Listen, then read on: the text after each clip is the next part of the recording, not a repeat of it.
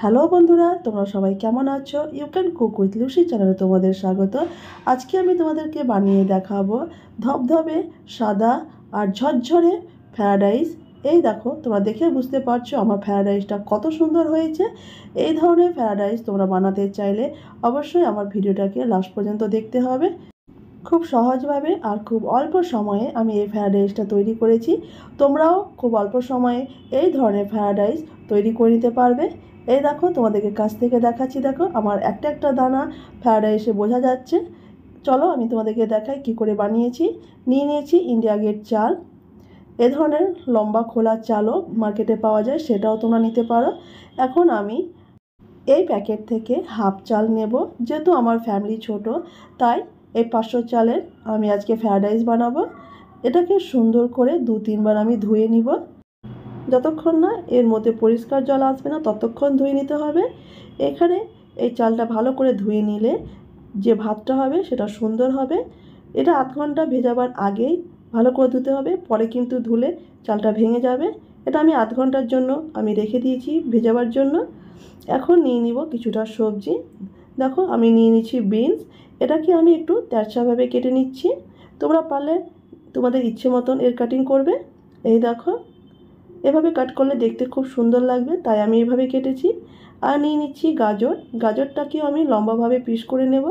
তোমরা পারলে গোল গোল করে পিস করে নিতে পারো বা চারকোনা পিস করে নিতে পারো। এই দেখো, এইভাবে আমি সমস্ত গাজরগুলোকে কেটে নেব। আর নিয়ে নিচ্ছি 3 কালারের ক্যাপসিকাম। এই দেখো, তোমাদের হাতের কাছে ক্যাপসিকাম না থাকলে না দেবে, আর যদি দিয়ে থাকো অবশ্যই ফ্রায়েড রাইসটা দেখতে খুব সুন্দর হবে। এটাকেও আমি লম্বা শেপ দিয়ে কেটে নেব।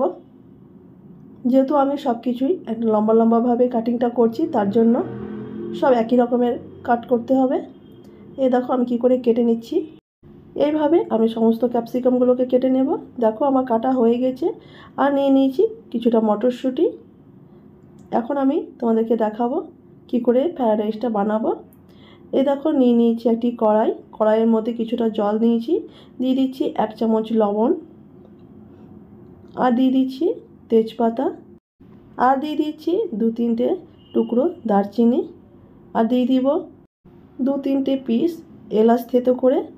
আর দিয়ে দিচ্ছি 2-3টে লং। আমি যেভাবে দেখাচ্ছি অবশ্যই তোমরা সেভাবে করবে। আর দিয়ে দিচ্ছি একটা বড় চামচের 1 চামচ সাদা তেল। এখন সুন্দর করে আমি এটা নাড়াচাড়া করব। আর দিয়ে দিচ্ছি সেই জলে 2 পিস লেবুর রস। এখানে লেবুর রসের পরিবর্তে 1 চামচ ভিনিগার ইউজ করতে পারো। লেবুর রসটা দেওয়ার জন্য আমার যে ভাতটা হবে সেটা একদম ঝরঝরে হবে, তাই অবশ্যই জলের মধ্যে লেবুর রসটা দিতে হবে। জলটা আমার ফুটে এসছে। এখন আমি দিয়ে দিব ভেজানো চালটি। সমস্ত চাল দিয়ে দেওয়ার পরে আমি একটু নাড়াচাড়া করব যেন তলায় বসে না যায়। এই দেখো, এখন তোমাদেরকে একটা ট্রিক শেখাবো আমার কি করে আমার ভাতটা এত সুন্দর সাদা ধবধবে হয়েছে। এই দেখো, আমি দিয়ে দিলাম হাফ বাটি দুধ। এতে আমার ভাতটা সুন্দর হবে, একদম সাদা ধবধবে হবে, যেটা ফ্রায়েড রাইস দেখতে ভীষণই লোভনীয় হবে। তাই অবশ্যই এই দুধটা দেবে। আর দিয়ে দিচ্ছি কেওড়া জল। এর মধ্যে থেকে একটা সুন্দর ফ্লেভার বেরিয়ে আসবে। যখন এই ফ্রায়েড রাইসটা খাবে তখন মনে হবে যেন কোথাও বিয়ে বাড়িতে গিয়ে এই ফ্রায়েড রাইসটা খাচ্ছ। এখন আমি তোমাদেরকে দেখাবো এই ফ্রায়েড রাইসের চালটা কতটা সেদ্ধ করবে। এটা আমি 90% সেদ্ধ করব আর 10% রেখে দেব। এই দেখো, এখনও আমার যে ভাতটা হয়নি, আরও 2-3 মিনিট বয়েল করার পর এখন তোমাদেরকে দেখাচ্ছি। একটা দানাকে নিয়ে হাতের মধ্যে টেপে দেখবে, যদি ভেঙে যায় তাহলে বুঝবে যে তোমার ভাতটা হয়ে গেছে। আমি এখন বন্ধ করে জলটা ঝরিয়ে দিলাম। এই দেখো, একটা ছিদ্র থালাতে নিয়ে নিয়েছি, এর ভাবগুলো সব বেরিয়ে যাবে, তাই একে একটু ফ্যানের তলায় আমি রেখে দেব। এই দেখো বন্ধুরা, আমার ভাতটা দেখো একটা একটা হয়ে আছে। তাই তোমরা দেখতে পেলে কিভাবে সুন্দর করে আমি ঝরঝরে ভাতটা নামিয়ে নিয়েছি। এখন আমি ফ্রায়েড রাইসের মধ্যে যেইগুলো অ্যাড করব সেগুলো আমি হালকা ফ্রাই করে নেব। এই দেখো, দিয়ে দিয়েছি 1 চামচ ঘি। এই ঘিটা মেল্ট হওয়ার পরে আমি দিয়ে দিব কাজু বাদাম। এটাকে আগে থেকে ধুয়ে রেখেছিলাম। এই দেখো, এটাকে আমি হালকা ব্রাউন করে ভেজে নেব। কিছুক্ষণ নাড়াচাড়া করার পরে আমি বাদামটাকে নিয়ে নেব। এই দেখো, খুব বেশি লাল করব না, হালকা লাল করেই নিয়ে নিচ্ছি। এটা দেখতে খুব সুন্দর লাগবে। আর দিয়ে দিব কিছুটা কিশমিশ। একেও কিছুক্ষণ নাড়াচাড়া করে আমি তুলে নিব। খুব বেশি লাল করব না। আমার ভাজা হয়ে গেছে, এখন আমি তুলে নিচ্ছি। সমস্ত কিশমিশ তুলে নেওয়ার পরে দিয়ে দিচ্ছি বড় চামচের 2 চামচ সাদা তেল। এখানে বেশি তেল ইউজ করব না, এই কারণে পরবর্তীতে আমি ঘি ইউজ করব। এই দেখো, আর যেহেতু অল্প চাল আছে তার জন্য দিয়ে দিচ্ছি 2টি তেজপাতা, আর দিয়ে দিচ্ছি 2টো দারচিনি, আর দিয়ে দিচ্ছি থেতো করা 3খানা এলাচ, আর দিয়ে দেব 3 পিস লং। আমি ভাতেও এই মশলাগুলো ইউজ করেছি, কিন্তু সেটা বার করে ফেলে দিয়েছি। এটা এখন ইউজ করছি কারণ ফ্লেভারটা ফ্রায়েড রাইসের মধ্যে থাকবে। এই দেখো, কিছুক্ষণ নাড়াচাড়া করলাম। এখন দিয়ে দিচ্ছি গাজর। প্রথমে গাজরটা দিতে হবে কারণ গাজরটা একটু শক্ত ভাব আছে, একে একটু সেদ্ধ করে নেব। এভাবে কিছুক্ষণ নাড়াচাড়া করার পর তোমরা দেখতে পাবে আমার গাজরটা অনেকটা সেদ্ধ হয়ে গেছে। এখন দিয়ে দিচ্ছি যে কেটে রাখা বিনগুলো ছিল সেইগুলো। এটাকে দেওয়ার পরেও আমি কিছুক্ষণ নাড়াচাড়া করব। কিছুক্ষণ নাড়াচাড়া করার পর এটা তোমরা দেখতে পাবে এটাও যেন অনেকটাই সেদ্ধ হয়ে গেছে। এখন দিয়ে দিচ্ছি কিছুটা মটরশুঁটি।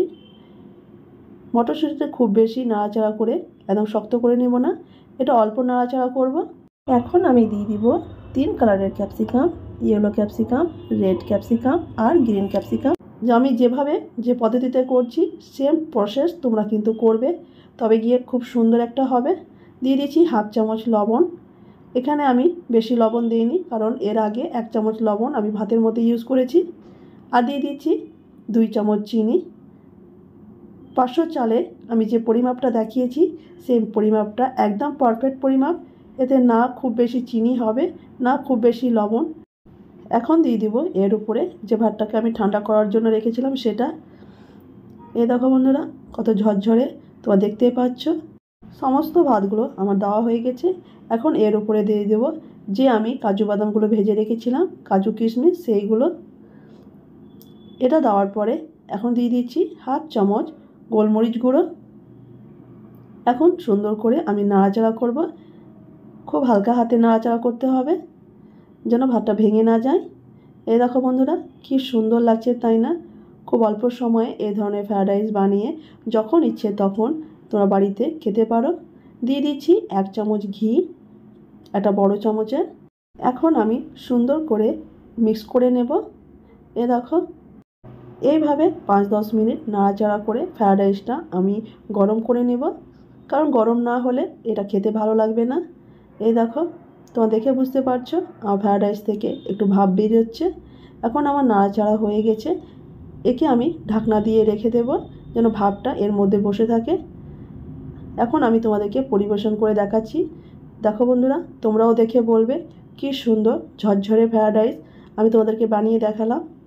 তোমরাও এ ধরনের ফ্রায়েড রাইস বানিয়ে খুব অল্প সময়ে মেহমানদের খাতিরদারি করতে পারো, তারা খেয়েও ভীষণই নাম করবে। দেখো বন্ধুরা, আমার ফ্রায়েড রাইসটা কত সুন্দর লাগছে তাই না? আমি এই ফ্রায়েড রাইসটা রবিবার বানিয়েছি কারণ আমার হাজব্যান্ডের অফিসেও ছুটি ছিল, আমার বাচ্চাদের স্কুলেও ছুটি ছিল। এই ফ্রায়েড রাইসটা খেয়ে আমার হাজব্যান্ড খুব খুশি হয়েছে কারণ রবিবারের দিনটা ওর ছুটিটা খুব ভালোই কেটেছিল। এই দেখো বন্ধুরা, তোমাদের কাছ থেকে দেখাচ্ছি কি সুন্দর লাগছে তাই না? এখন তোমাদেরকে কিছুটা ফ্রায়েড রাইস হাতে তুলেও দেখাচ্ছি। এই দেখো কি সুন্দর সিল্কি, আমার ঘিয়ের পরিমাপটাও সুন্দর হয়েছে। কত লোভনীয় এই ফ্রায়েড রাইসটা, যে কেউ পেলে একদম থালা ভরে খেয়ে নেবে। আমার এই রেসিপি তোমাদের ভালো লেগে থাকলে অবশ্যই ভিডিওকে লাইক আর চ্যানেলকে সাবস্ক্রাইব করবে আর সবাইকে শেয়ার করবে। নতুন ভিডিওতে তোমাদের সঙ্গে আবার দেখা হবে। ততক্ষণের জন্য ভালো থেকো, সুস্থ থেকো, বাই বাই।